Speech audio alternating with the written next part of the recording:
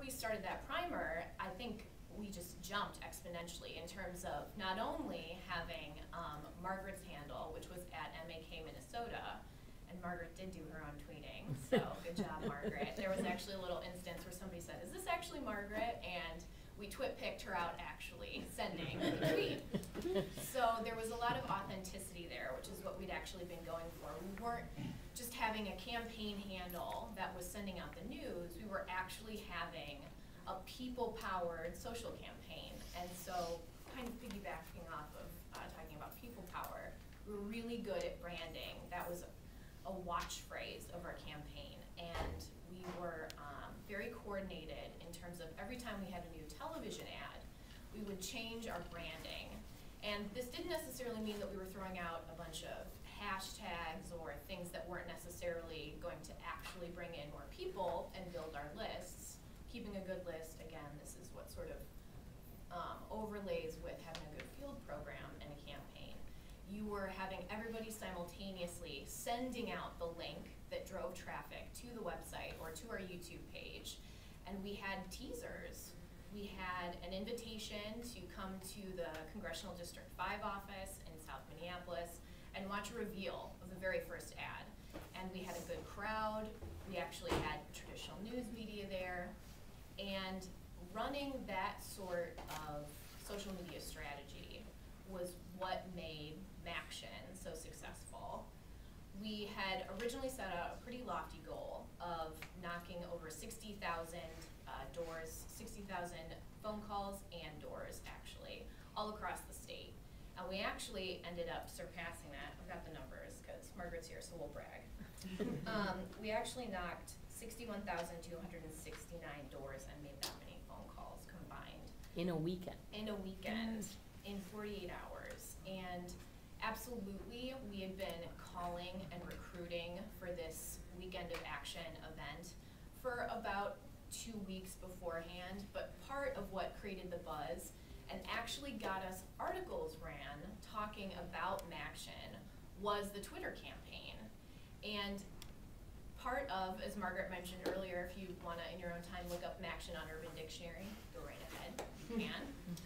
But that buzz helped us get more earned media. And we actually were able to do a very effective job at essentially training members of traditional media reporters who happen to be participating in social media to use Margaret's handle. And the reason that you wanted them to not say Margaret Anderson Kelliher, even though you could track that text in a list using TweetDeck or Hootsuite or whatever sort of platform you want to use, we were actually getting people to move into Margaret's, into her Twitter profile and start following her. And that's the endorsed voice of the campaign that we want them listening to. Because there were always going to be people who were talking about our campaign, but we could control messaging by running sort of a very tight ship. Again, going back to those Twitter primers where we said, these are the hashtags we want you to use. This is when we want you to start talking about ad 2 as opposed to television ad 1. We're switching over now. And those transitions were executed very nicely because we were all on the same page. And we were also able to address questions. One of the nice things about social media is that you can't have your candidate at every single forum or every single event. But if there's a question and your candidate's handle has been solicited, if everybody else on the campaign, this list of 50 other people that are on message because we're all talking to each other and I'm helping them manage what we want the conversation to be, they can answer that question and they can stay on message. They can talk about what we want to do to tackle unemployment, what plans there are for public education, what we're going to do in terms of a living wage. We can get them excited about our people-powered campaign and maybe ask them to come door knock. If they say, my vote's going to @Mac Minnesota, so excited, then all of a sudden you get to retweet them and then ask them, do you want to do something that will make Kendall happy, like knock on some doors? And I think we ended up really seeing the power of a well-organized social media campaign because we understood that it needed to be in this place where it straddled the needs of our field team and what we were doing in terms of getting towards our win and what it also meant to have it in the communication shop, sort of augmenting what we were doing in terms of earned media and building around events that, at the end of the day, if there wasn't a reporter that happened to be following Margaret while she was talking to nurses who were picketing in Duluth, we were there, and we were sending out those photos. So they were already a part of the conversation, and maybe that was going to solicit a blog post, or at least create some sort of buzz that would have otherwise just been an empty vacuum. And if you weren't having some sort of media around every campaign event, then it's as if it didn't happen. So my advice would be, yes, you absolutely can't see social media as the cure for all ills. It's not going to be this magic bullet that helps you make your goals for contacts or helps you make your goals for how many earned media hits you want. But it's going to give you another tool in your arsenal that will help you achieve completely unexpected successes that, if done well, will provide you with a portfolio of people and lists of people and opportunities that you didn't even know happened. Like when someone randomly says, "Can you please build a press event around me because I do not like your opponent and I want to help you control the news cycle." That's pretty powerful, and that's something that maybe would have never happened if we weren't involved in social media. So I hope you don't feel too bad now. I've offset Kendall. So definitely. Well, following that, Steve, how would you go? All right. So on Saturday, I was in Eastleigh, which is a suburb of Nairobi, Kenya. And I found myself with Somali NGOs. I was a guest of the U.S. Embassy, and I just spent a week speaking across Kenya about how governments and citizens can use the internet, social media to engage government, to engage each other. Kenya has a very free press. The folks in Somalia are trying to operate NGOs in a way where they don't get killed. And so I found myself in a situation answering questions about social media, a very different crowd than here, and a very different crowd than the students that I spoke to or the NGOs in Kenya. And there the question was, well, there are young people in the conflict zone who are taking videos on their cell phones after a bombing, and then they're uploading it to YouTube. Or they're creating Facebook groups called Save Our Somalia, and they're trying to figure out how to do this in a way that maybe is, they want to give advice to these young people about how to be safe. Because the retribution is in a lawless society where you basically can get knocked off or go into a meeting or whatever. And it was quite an honor to try to provide some tips, and I'm trying to follow up with that now. And how I got there is kind of a weird story, because it was actually when I was a student here over 15 years ago in 1994, and I thought it'd be kind of fun to put candidates on this new thing called the web. Just plain old web, right? We had Gopher servers back there. Remember Gopher server, anybody? Gopher? Predates the web. And I ended up in Minnesota creating the world's first election website, and got a lot of attention, a lot of fun. We had a Minnesota politics discussion forum. It's still there today, which is kind of like a Facebook page. People use real names and generally, and lots of good conversations. And it led to a career. Actually, instead of finishing my final paper at Humphrey, I went off and focused on e-democracy, worked in state government for a while at the portal. And most of the government stuff was all one way, right? So during the day, we shoveled information, and so I was government by day, and then I was citizen by night, which was convening people. And I wrote down two questions, because the question on social media to me is, one is, do you seek to execute your organization's goal or win an election? And that's how most folks in politics come to use social media. It's about our mission, and let's achieve it. It's our goal, let's win the election. Or do you want to use social media to build connections among people? Do you want to build the capacity of Minnesota to solve problems? Do you want to connect people such that they can actually listen to one another in their neighborhood, their city, and the like?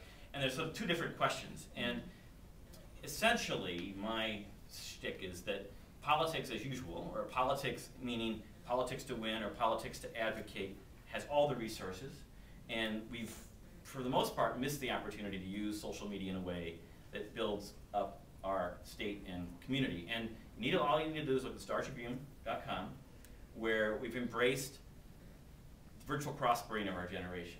If you look at any story that mentions a Somali, or a Hmong, or someone different, or someone who gets a public benefit, what you see there before the Star Tribune takes down some abusive comment or some harsh comment is a technology designed to foster the worst in society, to accent the loudest voices, and to really drown out the 98% of folks in the middle. And it's not by choice. The Star Tribune or the Pioneer Press didn't say, hey, you know, we believe in no one's a dog, no one knows you're a dog, and that's a good thing, right? Well, it just kind of was what they did because everyone else did it. And we're at a point now where most people who look at social media in politics or in public life see conflict. They don't think that it's a place where they can engage their mayor or their local officials. And you have local officials who cite the open meeting law in Minnesota as a reason not to interact online because a quorum might see each other's posts, and then they see back. It's not happening in Minneapolis or St. Paul, but up north, all the small towns, like, oh, I can't post on that issues forum because a quorum is subscribed, and if one of them replies, then maybe we'll, you know, yeah, it's crazy stuff. So, a couple of things. You asked about some difficulties. So, well, today, eDemocracy.org posts issues forums in 30 different communities. 15 different communities with 30 forums. And the big move right now is neighborhood level. So my neighborhood in Standish Erickson, I now have 600 people, about 15% of households talking every day. Not posting every day, but people communicating every day. It's via email, it's via web, we feed it into a Facebook page, and we also put the subject lines on Twitter. I think the key thing is to reach people where they are. Reaching people where they are. One of the difficulties is that a lot of folks who are web developers hate email so much that they've written it off. The reality is email is the invasive technology, like texting, where basically if you're trying to build community, you want to be in their mailbox. And that's why when you go to Democrats.org or GOP.org, the number one thing they have on top is enter email and zip code. They understand if they're in your mailbox, no matter how good your website is today or how bad it is today, they can at least tell you about something new or activate you in some way. And so we try to bring that technology into the civic space. And it's difficult because most folks that look to use technology for similar purposes, for some reason have dropped email, and I think it's a real problem. Another problem is people look at it as a technology issue more so than a people issue. So, like, this is the secret technology that we use. We have in Cedar Riverside, we have a neighbors forum we built. We have about 300 members, and our secret technology is the paper sign-up sheet.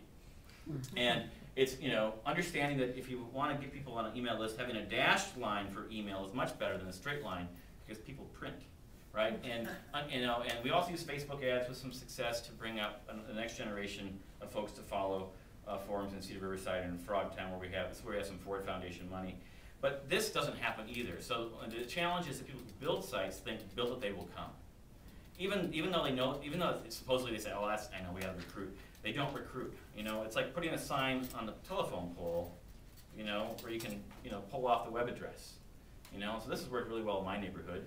And so one last story I'll say about that is that what we're finding is as we get more and more and more local, the ability for people then to meet in person or to like do something is increasing. So it may be really difficult at the state level to think about how you listen online and get people across party to actually talk, right? And that may just not be all that viable, at least in an ongoing way.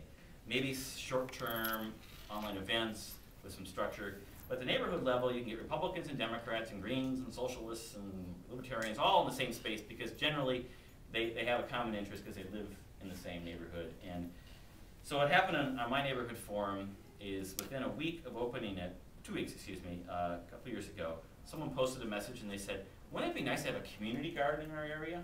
And other folks said, me too, me too, me too. And someone said, let's have a meeting. And so they went off and they met, right? And then a year and a half later, I got my garden plot. And it was because this online space existed for